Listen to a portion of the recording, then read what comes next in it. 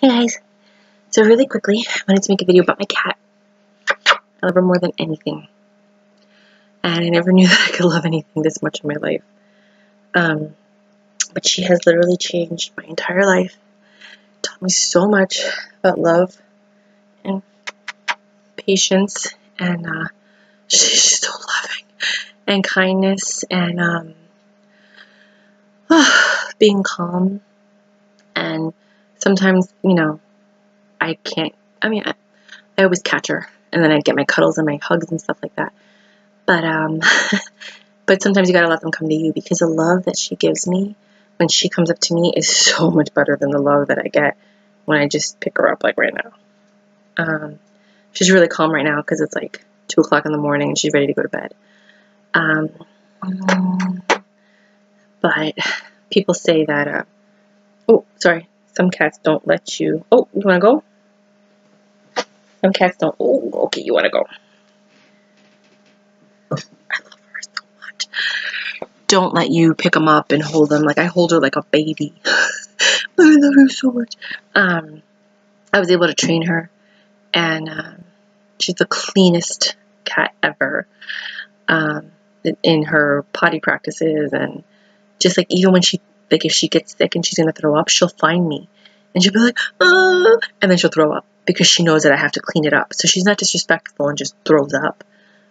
I know that sounds horrible, but she like basically is saying like, Mommy, look, I don't feel good, and then she'll throw up and I'll clean it up. But that's only happened 5 times in a year and a half. And of the 5 times, 3 of them were the same day. And I think it's because she drank some salt water that I had out. And that like made her really sick, so she threw up 3 times in one day because she hasn't been sick since. But the other 2 times were, I think one was a hairball and one was, I don't know what that was. It might have been a hairball, I don't know. Anyways, when I first saw her, she reminded me of somebody. And she would walk around like she's the queen princess, and she would run away and she wouldn't let me catch her. Now she runs away for like 3 seconds and then she submits. She's like, and then she'll just lie down because she she knows I'm not going to give up until I get her. And then I pick her up and I get my hugs and kisses and the love. But she is my best friend because she's always there. And I can rely on her. I do let her out sometimes, a few times. And the moment I'm like, come here, she's so cute. She literally will run home, run right in the door and come inside without hesitation. She's always nearby and she always runs in. She's very loyal, very faithful. I've had a couple of roommates in a year and a half, and she's so loving. Everyone says she's so sweet and kind. She only hisses or yells at like 3 people in my life, and they happen to be like my brother, my sister, a friend of a friend, and then their roommate. That's the only 4 people she's ever like hissed at really bad. And it makes me wonder like, but she loves the people that I love, like my best friends. She's so good with them, like automatically. My roommates, she's awesome with. Everyone loves her. She's just a really well-behaved. She's a good cat. She's like a puppy. She'll meet you at the door as soon as she hears somebody at the door. She's like, hey, who are you? And then as soon as you come in, she's like, okay, you can come in. And then she'll follow you. She's very affectionate. But she's taught me that, love should be unconditional. And it should be pure. Because when I first got her, I just loved her so much. I was like, I love you so much, and you don't even have to do anything. I just love you because you exist. And then it totally changed my whole perception of what it was that I was looking for. I was looking for someone to look at me and say, I love you so much just because you exist. Like, it doesn't matter what I do. It doesn't matter, how I react, or if I, in other words, like scratch the furniture. But my cat, she doesn't even scratch the furniture. I gave her like a chair and she just scratches that chair, and I just threw the chair out and gave her another chair, but I put it in the same place as the other chair, so she knows she can scratch that chair, but she can't scratch anything else. So she's so trained. And I have leather furniture, but I also have covers on them. Not covers, but just like the things that like cover the back and the arms, but the rest of it's exposed. She would never scratch my furniture. She would never scratch wood. She would never scratch. It's not even in her to do that. Like, and I think it's because when she was little, I was like, no, you know. And then whatever I let her scratch, she knew she had permission to scratch. But anyway, going back to the love thing, finding someone to love you unconditionally. I love her. Like, I look forward to coming home and seeing her. I see her in the window, and I'm like, I'm coming. And that's what I want to look forward to in a partner. She taught me to kind of like I know she understands everything. I feel like cats speak all languages. She's a tuxedo cat, clearly. They tend to be more intelligent, they say, than other cats. I don't know. And more vocal, but she's not very vocal. She's only vocal when she's hungry. But she knows when she doesn't have food and there's no food left, she gets really affectionate. And she's like, hey, mama. And she'll start cuddling and purring and doing whatever. And as soon as I feed her, she's like, bye. I'm like, okay. And she's a really good cuddler at night. She likes to cuddle and hug, and that's important. So she's teaching me a lot about what I need in my life. She's reminding me of what it feels like to have a stable force that's in the house. And she's just the light of my life right now. And she's so clean. And I bathe her like once every week or every 2 weeks. And she doesn't mind. She doesn't fight anymore. So it's interesting how you could like train an animal. She was feral. So they found her on the street. And then I called an ad on Craigslist, and they were like, hey, I found this cat on the street. Do you want it? And I'm like, sure.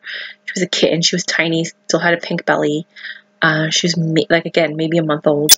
Everyone was like, you should not have this cat. She should be with her mom. But apparently this guy found her and 2 other cats. So, like, when she came out, she called out to the other cats, and then they came out, and then he brought the other 2 to the ASPCA. And kept this one because she's the one that had called out to the other one. So he felt that she was special. And then he realized that he couldn't take care of her any longer because he had to travel for work. And he's like, I can't leave her alone. She needs like a family. So I took her because I have roommates. And she was meant to be in my life. She brought that light back into my heart. And she's helped me a lot. So if you're thinking about getting a cat, and I highly recommend getting them as a kitten, in my opinion, because you can train them the way that you want them to be trained, and you grow with them. I got her because I had allergies, and I wanted to get rid of my allergies, so I figure if I have a cat and I grow with it, it would be better. And it was. I took allergy pills for the first few months, and then it kind of weaned off, and now I can be around all pets, where before I was limited to 5 minutes, I can be around pets for like 1 to 4 hours. I'm still allergic to her. Sorry, just because I kissed her is probably the dander. Every so often something like that will happen, or I'll start sneezing. But then I take an allergy pill. I take Kirkland allergy pills because I feel like they're lighter than Benadryl and they don't make you sleepy. And this thing called pet allergy. See that PET, pet allergy? I think I just did water. And that's a combination of gerbil hair, horsehair, cat, dog hair, and something else. Ooh.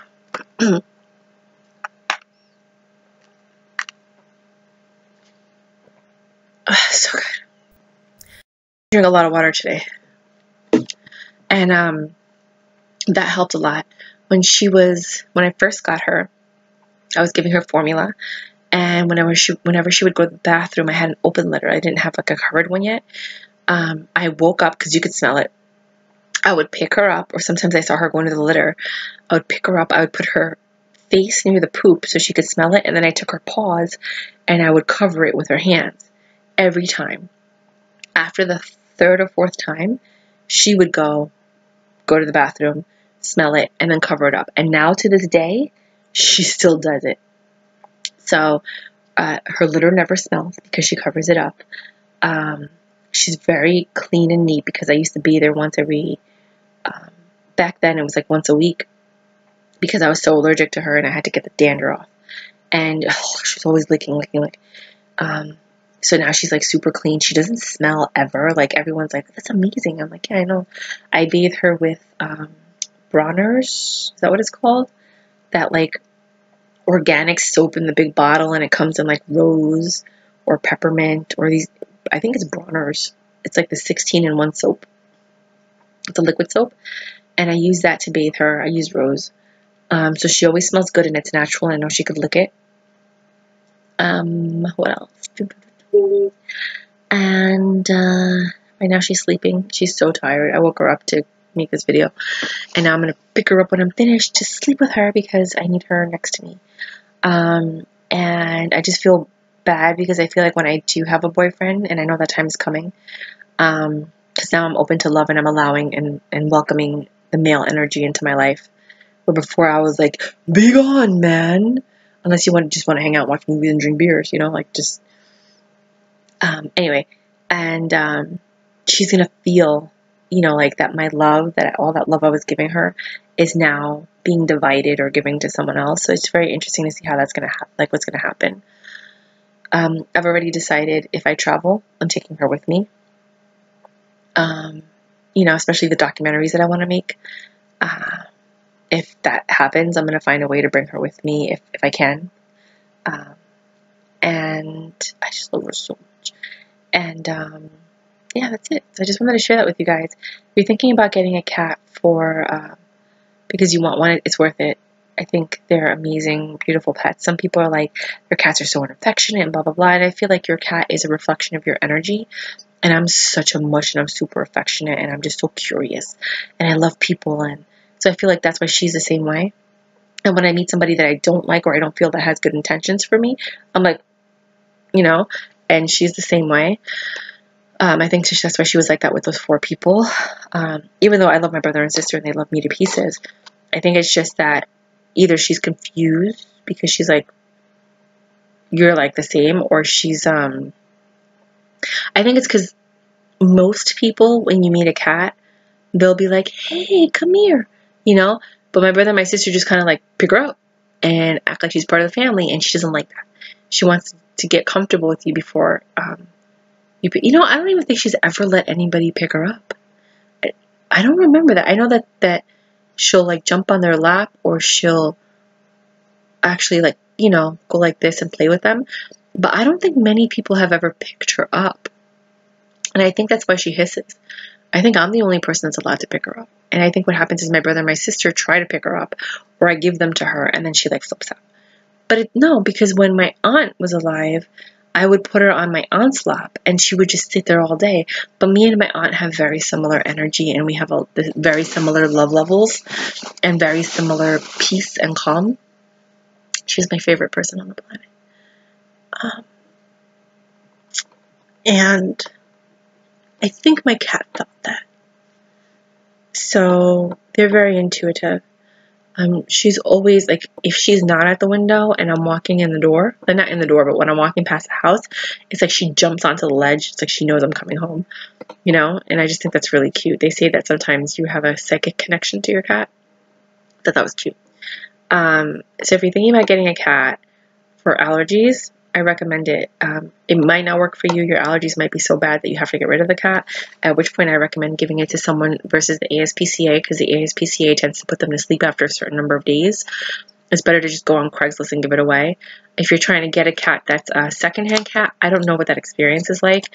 I know that I preferred the kitten because I wanted to grow with it, and I didn't want a cat that had the habit of like, I have leather furniture, so I didn't want the cat to like start scratching my really nice wood furniture, my wood and my leather. So I trained her never to touch them. So I feel like I had a different cat, I would have to, you know, I wouldn't be able to handle the fact that other people may have trained them differently, and I don't know what I'm getting. But if you're a cat lover and you know that cats have tendencies and they're wild animals, you know, and you're okay with that, then so be it. Oh, and the paws. So I got her these, they're called paw caps, and you buy them on Amazon for like $11. They have like 5 sets, and they're these little caps that you they come with like 5 things of glue, and you cut off the top, and then you put the glue in there and then you put it on their caps. In the beginning, she used to try to fight me. Oh my God, it was horrible. But I just held her down and I put the caps on. Now, once I pull this out and she sees it, she goes, "Hmm." And then she like gets into this little ball and she just stays there and she waits. And I'm able to like cut off her fingernails and, not her fingernails, but yeah, the fingernails. And I'm able to put the caps on. You don't cut it, you cut it off up to the pink part, like you don't, or a little bit before the pink part. You don't cut off the nail. It's important because that's where the blood flow is and you don't want to cut that part. The cut, that's actually called the cut. And then you put this on and you have to hold her for at least 5 or 10 minutes more because you want the glue to peel up, to set, because if not, then she'll rip them off and throw them out, kind of like we press on nails, like just right away. So I hold her. So what she does now is like as soon as she sees it, she's like, and she looks at me sometimes like, "No, mommy, no." I'm like, "Oh God, I'm sorry." And then she's like, and she gets this little ball and she puts her hands out and she lets her feet out and then she lets me work on her. But in the process of me doing it, she falls asleep and knocks out. And everyone's like, "That is the strangest thing." And I'm like, like we have an agreement and she is at peace with me and the process that I have taught her is the process. But yeah, so that's what I do with my cat. I've always fed her fancy feast. She doesn't like it anymore. And then I gave her toppers. They're called toppers. And it's actually, sorry, I have the hiccups. It's actually pate and then like chopped up food on the bottom. And then you just take it out of the package and you flip it upside down onto like a plate or whatever bowl. And she likes to eat it because when she gets to the bottom, it's a different texture. So she's like, so she loves those. And then she loves anything by the company Delectables. Oh my gosh, she goes crazy for that. She doesn't like 9 Lives anymore, which was like little pieces of meat in a gravy. She doesn't like that. She drinks the gravy, but not the meat. And it's interesting because when I first read the reviews, people said that. And when she was little, she, what's it called? She ate everything. And I was like, I don't know what these people are talking about. And she ate a lot. Now that she's older, she doesn't eat as much. She eats very little now, actually. So it kind of concerns me because, she threw up and it made me wonder if she's okay. But she seems fine because she's happy, she's jovial, she plays a lot. She's just so much more affectionate. And she goes through bouts. So sometimes she's super affectionate and sometimes she's like, "What?" And I'm like, "Okay, I'm going to leave you alone because I'm not trying to have a fight right now." It just taught me a lot in relationships too. Like I know that if something like that happens, it's like, "You know what? I'm going to wait for you to calm down and then we're going to discuss this, okay?" But you can learn a lot from a cat. They really do teach you how to deal with life in different situations. So I just wanted to share that with you guys.